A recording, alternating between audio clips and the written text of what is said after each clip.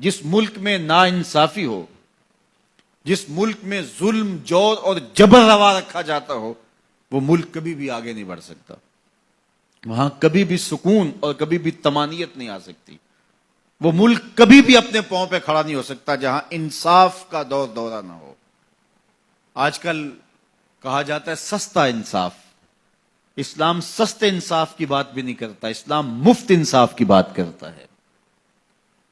ہر شخص کی دہلیز تک انصاف پہنچے، اور اسلام نے انصاف کے تقاضوں کو اس انداز سے پورا کیا کہ میرے اور آپ کے آقا و مولا کے دور ہمایوں میں بنو اسود کی ایک خاتون چوری کر لیتی ہے اور اس کے ہاتھ کٹنے کا حکم ہوتا ہے، تو حضرت اسامہ بن زید رضی اللہ تعالی عنہ کے ذریعے سے حضور سے سفارش کی جاتی ہے کہ یہ قبیلہ نیا نیا اسلام لایا ہے، ان کی خاتون کا ہاتھ کٹ گیا تو کہیں یہ اسلام سے ہٹ نہ جائیں، تو کوئی نرمی برت لی جائے.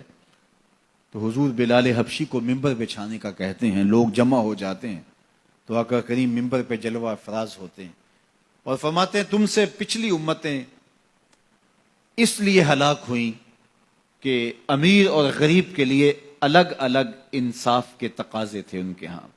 فرمایا میری شریعت میں ایسا نہیں ہوگا.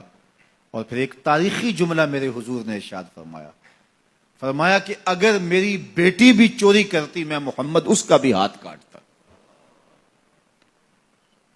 جب کسی بھی ملک کے اندر، کسی بھی ریاست کے اندر دو طرح کی عدالتیں ہوں، غریبوں کے لیے الگ نظم ہو، امراء کے لیے الگ قانون ہو، تو پھر کبھی بھی اللہ کی رحمتیں ان قوموں پہ نازل نہیں ہوتی.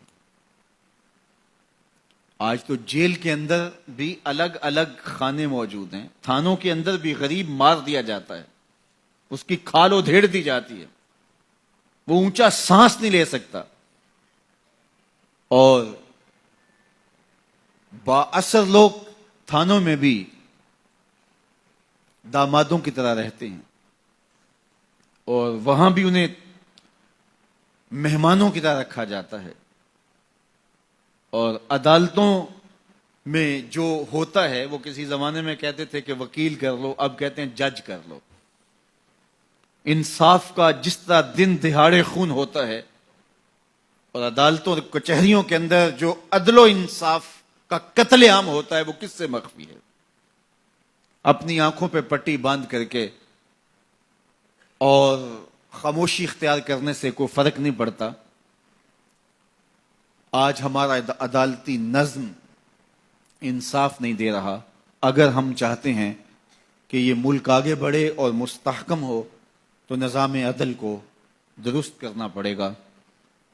عدالت کے اندر خلیفہ وقت بھی کھڑا ہوتا تھا اور ایک ذمی بھی کھڑا ہوتا تھا، اور اس ذمی کو پتہ ہوتا تھا کہ میرے ساتھ ناانصافی نہیں ہوگی، تو معاشرہ پرسکون ہوتا تھا.